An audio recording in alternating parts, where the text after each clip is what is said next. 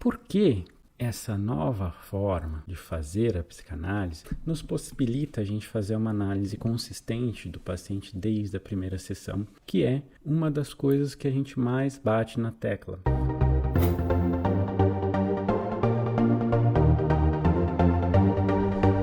Primeiro, como eu disse, vai trabalhando com essa ideia de que enquanto a gente vai escutando essa relação entre o que é dito e o que é pressuposto enquanto é dito. Então, uma das coisas. Mas também a gente vai escutando onde, por exemplo, pode ter conflito, onde pode ter mudanças de posições do paciente diante daquilo que ele fala, ou mudanças de posições discursivas, que também a gente aprende no discurso. Mudanças que a pessoa vai tendo onde ela se esconde, ela se desresponsabiliza do que ela disse, ao ponto em que, às vezes, o analista pode ser capturado por acreditar que algo tem a ver com uma direção, um caminho em que o paciente seguiria ou as coisas seguiriam, e, na verdade, está indo para outro, ou outras coisas são mais relevantes. E como que a gente vai sabendo disso? Justamente por esses jogos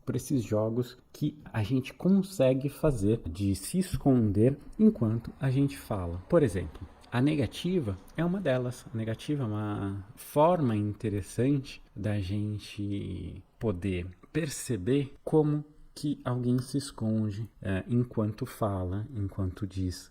O Freud traz uma reflexão muito interessante no texto A Negação, onde ele analisa justamente essa ideia de construir uma frase com a negativa. Só que, para quem leu o texto do Freud, da negação, viu lá que o Freud trabalha com a negação uma forma apenas de negação, que é a negação descritiva.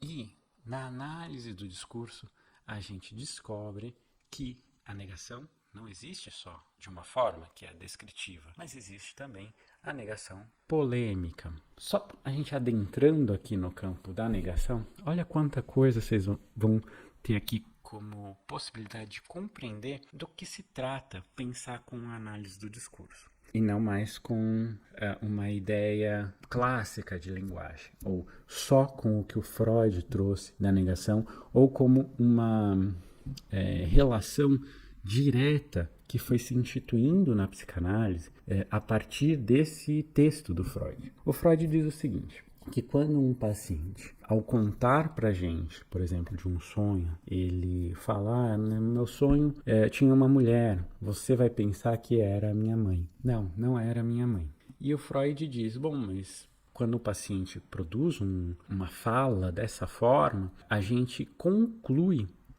e astutamente o Freud diz que a primeira imagem que veio na mente dele foi a da mãe.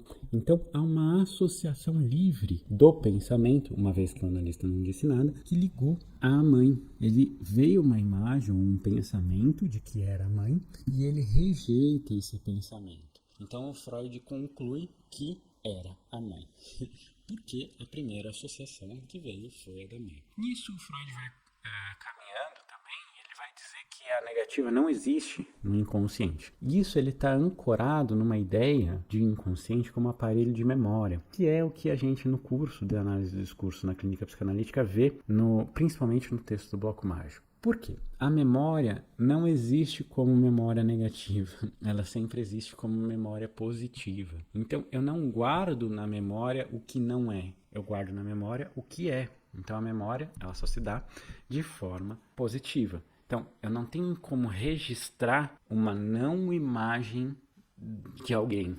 Eu não tenho como registrar um não pensamento. Eu tenho como registrar um pensamento e tenho como fazer uma negativa desse pensamento.